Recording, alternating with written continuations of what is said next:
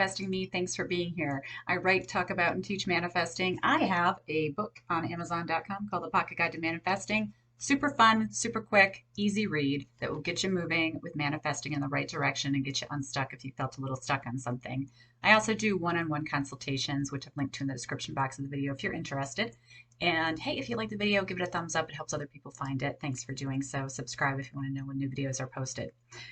Today, as I was driving somewhere, I was listening to a message from my friend Lee Harris, and it was interesting the resonance with a message in a video I just posted, which had to do with maintaining our center during chaotic times and how where we focus kind of dictates what we see more of and what the world may experience more of, because energy is connected. We are all connected. So the thoughts that we think go out and affect the world, and likewise, what's happening in the world affects us. So it's this beautiful, fluid, kind of movement of energy. And I guess I was pleased that a message that just intuitively came through me was then reinforced with great synchronicity when I was listening to what Lee had to say about it.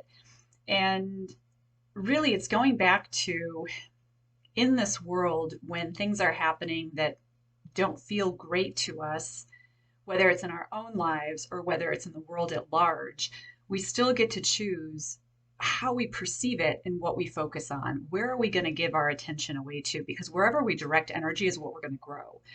And it's important to remember that, as opposed to just letting our minds get carried away with perhaps the collective consciousness fear.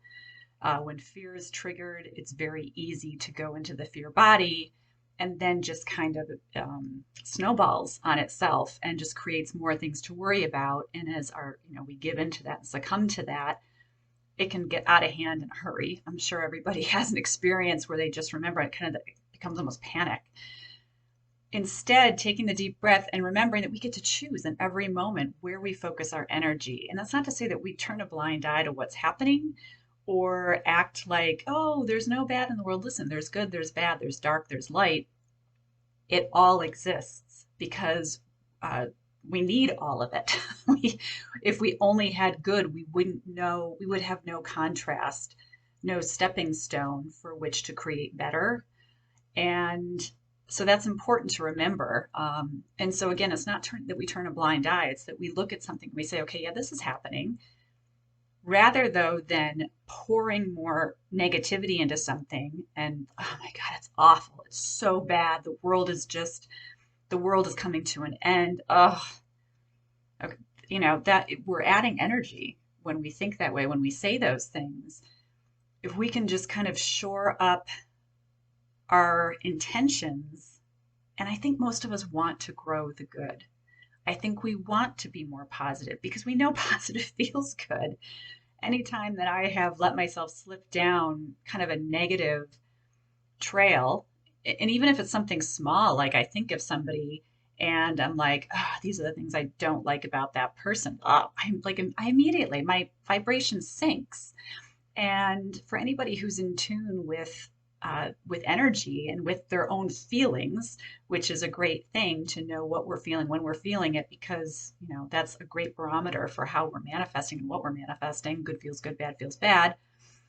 But just being able to pull ourselves back and say, when I have those thoughts, that's not adding good to the world. It's not adding good to my life. It sunk my vibration. So instead, I have no business focusing on what I don't like about somebody.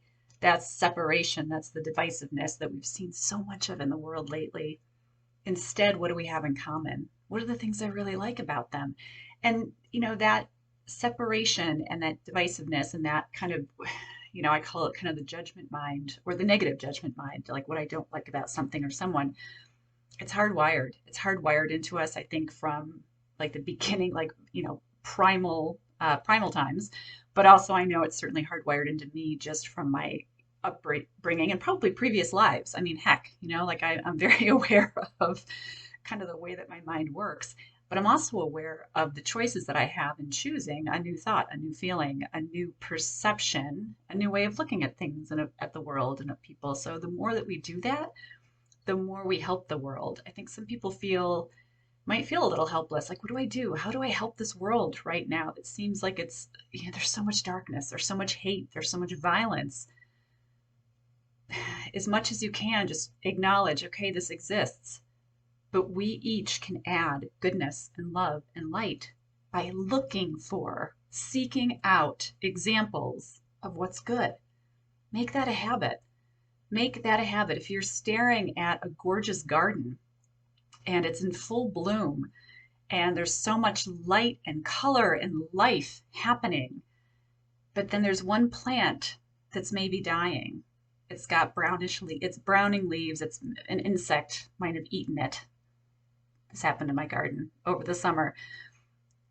Rather than focusing on that one issue and that one plant, look at the bigger picture and understand that there is still beauty, there is still light, there is still life and creation happening. There's goodness. There's always goodness. We always can choose the goodness, to focus on it, to grow it. And that's what I'm here to share. Let's all just focus on growing the good for ourselves and for the world. Thanks for being here. I'm wishing all of you happy manifesting. Until next time.